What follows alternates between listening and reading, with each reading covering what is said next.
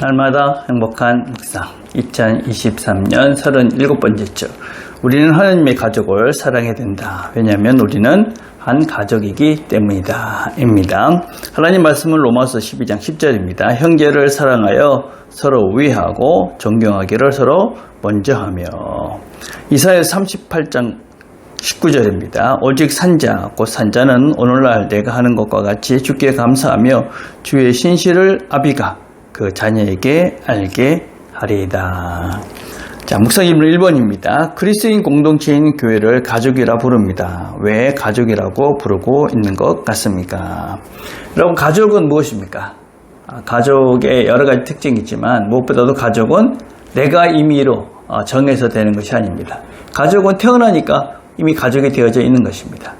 마찬가지로 교회 공동체라는 것은, 가족이라는 것은 우리가 내가 선택해서 그렇게 가족이 되는 것이 아닙니다. 우리가 하나님의 자녀로, 하나님의 은혜로 중생 다시 태어나서 하나님의 자녀가 되어지면 그때부터 우리는 하나님의 자녀가 되고 하나님의 가족이 되는 것입니다.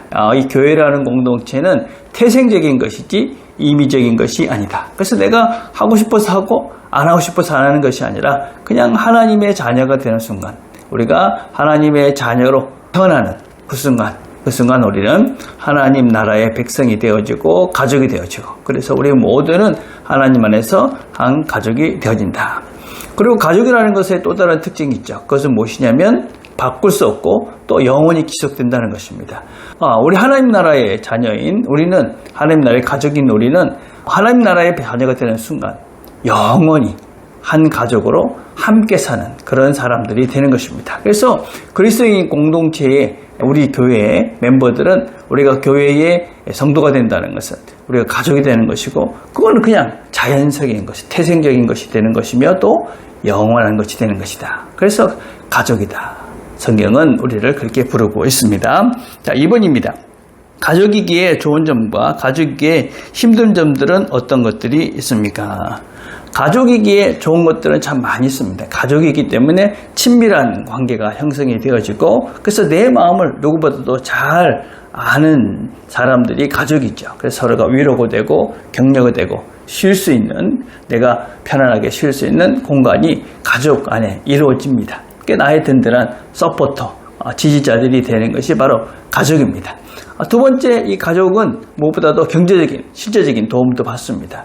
그래서 가족들끼리는 문제가 있으면 누구보다도 먼저 나서서 그 가족의 어려움들을 덜습니다. 그래서 가족은 나의 어떤 재정적인 실제 삶 속에서도 필요한 부분들을 감당해 줍니다. 그리고 가족은 서로 친밀한 관계이기 때문에, 서로 늘 가까이 있기 때문에 서로 배울 수가 있습니다. 이 배운다는 것은 단순하게 무슨 지식적인 것이 아니죠. 인격을 배우기도 하고 또 신앙을 배우고 삶을 배우는 것입니다. 그래서 우리는 가족을 통해서 서로 많은 것들을 배우면서 그렇게 하나가 되어져 가는 것이죠. 그래서 가족이라는 것은 대단히 소중하고 중요한 것입니다. 그럼에도 불구하고 가족이기 때문에 힘든 것도 있습니다. 무엇보다도 가족은 큰 부담과 책임이 있습니다. 이 책임이라는 것은 우리의 존재가 사실 가치 있게 만드는 것이기도 하지만, 가족이라는 것이 때때로 힘들고 어려울 때가 있다는 것입니다. 무거울 때가 있는 것이죠. 그런 경우는 대부분이 무엇이냐면 객체로서의 자신들을 인정해 주지 않고 너무 한쪽에서 의존하거나 아니면 한쪽에서 자기 마음대로 하려는, 너무 친밀하기 때문에 자기 뜻대로 하려는 그런 잘못된 경향들이 있을 때 가족 속에서 많은 갈등이 생기고 힘든 그런 경우들이 생깁니다. 그래서 가족이기 때문에 힘든 면들도 있다. 두 번째는 서로가 사실은 미숙합니다. 아직까지 많이 연약한데 가족이기 때문에 너무나 많이 알고 있는 것이, 너무나 잘하는 것이죠. 그래서 서로의 미숙함들 때문에 상처가 되기도 합니다.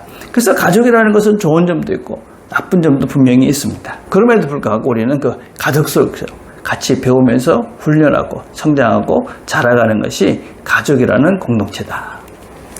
자, 3번입니다. 가족 안에서 무엇들이 전수되어집니까?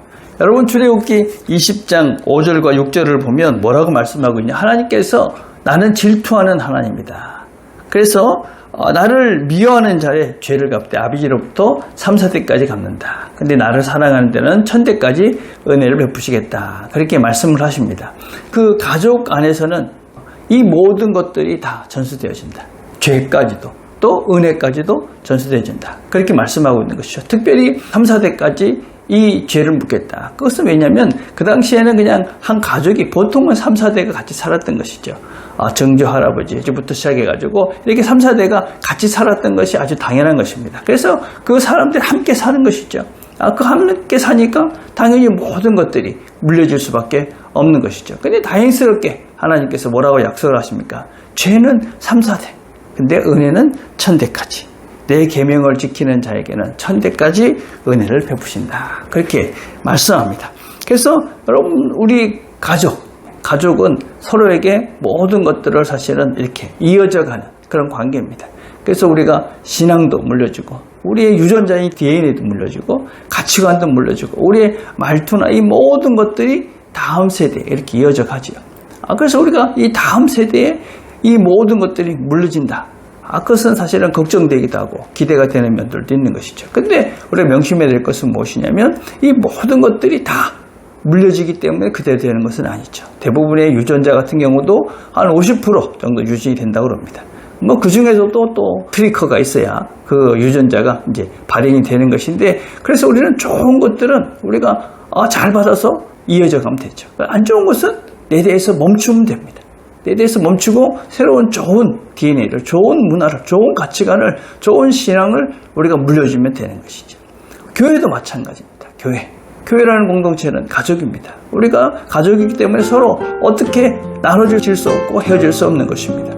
우리는 또 자연스럽게 또 다음 세대에 우리의 신앙과 우리의 삶을, 가치관들을 물려줄 수밖에 없습니다.